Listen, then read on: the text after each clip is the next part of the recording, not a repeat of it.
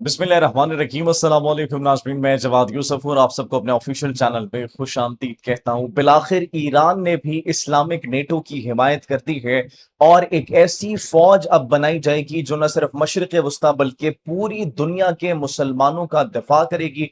और जहां पर भी मुसलमानों के खिलाफ कार्रवाइयां की जाएंगी या फिर उनके साथ ज्यादती की जाएगी तो उनके खिलाफ भरपूर तरीके से जालिमों के खिलाफ खड़ी होगी, मजलूमों के साथ खड़ी होगी। और नाज़रीन, अब ईरान, सऊदी अरब, पाकिस्तान, तुर्किया भी शामिल हो चुका है इस अलायंस में।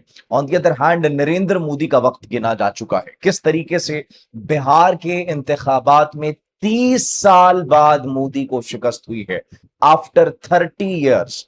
कॉकरोच जनता पार्टी के प्रोटेस्ट्स के बाद अब नरेंद्र मोदी की कुर्सी, हमने आपको बताया था कि वो खतरे में पड़ चुकी है। And this is the first result.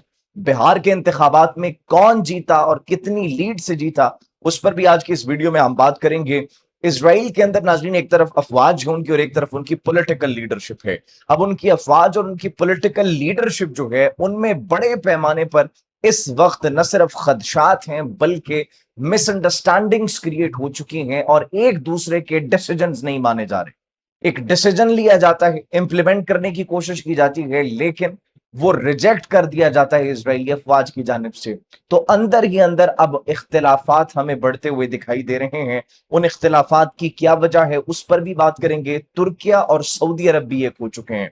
जहां पर इस्लामिक नेटो की बात की जा रही है, जहां पर एक मुस्लिम अलायंस की बात की जा रही है, जिसमें पाकिस्तान की भी अब हिमायत ईरान ने कर दी है, तो उसके बाद अब हम देख रहे हैं कि सऊदी अरब और तुर्किया, रजब तैयब उर्दगान और मोहम्मद बिन सलमान ने मिलकर एक ऐसा प्लान तैयार किया है जो कि नाजरीन, वो जो मुसलमानों के बीच में और वो सुन्नी इत्तेहाद के बीच में एक दीवार खड़ी करने की कोशिश की जा रही थी, हमें वो प्लान मुकम्मल तौर पर अब नाकाम होता हुआ दिखाई देता है।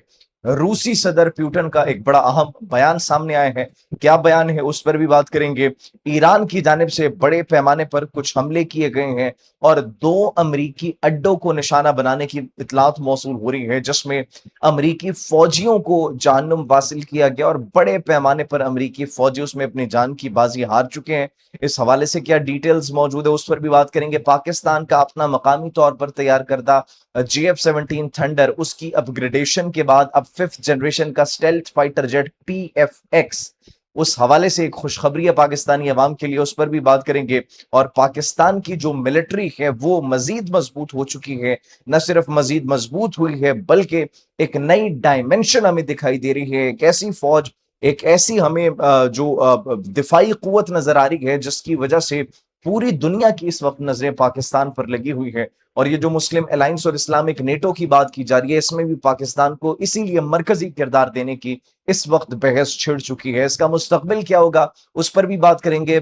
जो ईरान है उन्होंने यूरोप पर मिसाइल लोड कर दिए थे, यूरोप पर मिसाइल दागने वाले थे, लेकिन क्या ऐसा हुआ कि आखिरी वक्त, आखिरी टाइम पर उनको अपना डिसीजन वापस लेना पड़ा और ईरान ने यूरोप पर हमले नहीं किए। उसकी क्या वजह है उस पर भी नाजरीन आज के इस वीडियो में हम तफसीली बातचीत करेंगे। सबसे पहले नाजरीन आपको बताते हैं कि इस वक्त नरेंद्र मोदी की कुर्सी खतरे में पड़ चुकी है।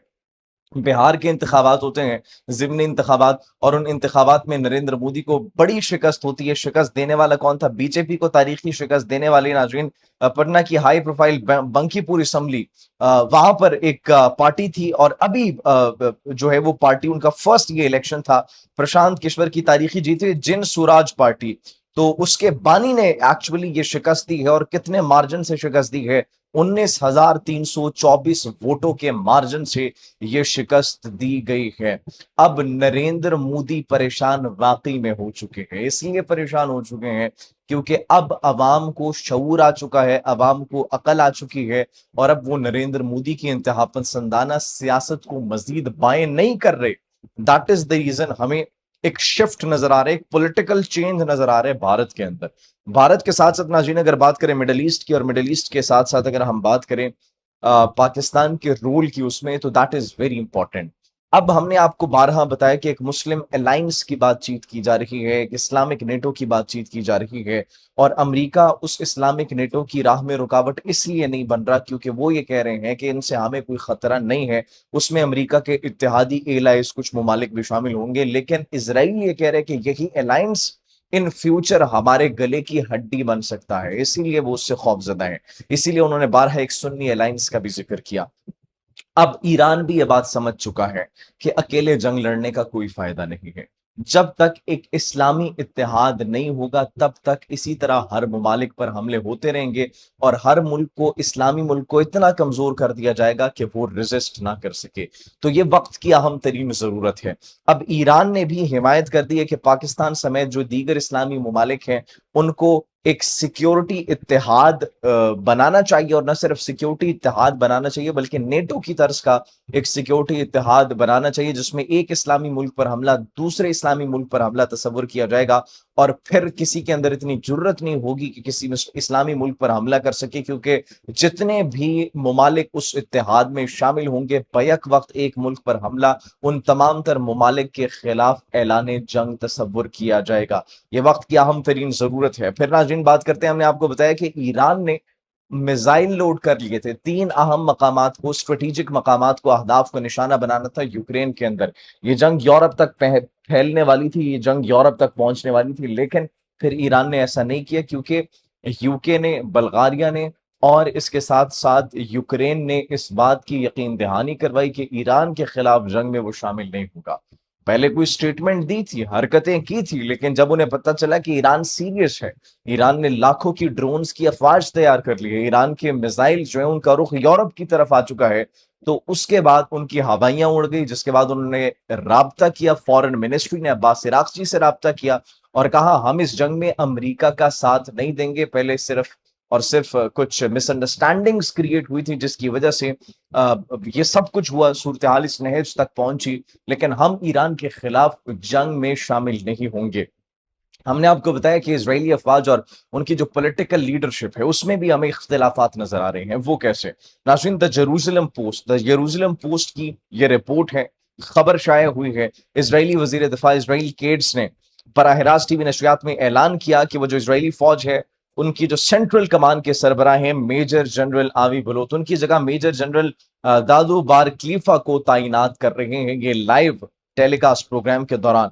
और उन्होंने इल्जाम लगाया कि वो पुरतशद्दुद यहूदी आबादकारों के खिलाफ सख्त कार्रवाइयां करके हुकूमत की पॉलिसी को कमजोर कर रहे हैं। ये इल्जाम आयद किया जाता है उन पर, और उनका ओहदा उनसे छीन कर एक और फौजी अफसर को तैनात करने की बात की जाती है, मेजर जनरल आवी बलूत की जगह मेजर जनरल दादू बार। लेकिन इस डिसीजन को इजरायली फौज फौरी तौर पर निगलेक्ट करता है, डिनाई करता है, तरदीद करता है इस डिसीजन की, और कहते हैं कि ये फैसला चीफ ऑफ स्टाफ ले सकते हैं, आप ये फैसला नहीं ले सकते कि किसको तैनात करना है और किसको तैनात नहीं करना। तो ये अब हमें इख्तिलाफात नजर आ रहे हैं पॉलिटिकल लीडरशिप के माबैन, और पॉलिटिकल लीडरशिप के साथ साथ नाजरीन उनकी अफवाज के माबैन, कि एक डिसीजन लिया जाता है और उस डिसीजन को इंप्लीमेंट अब नहीं करवा पा रही।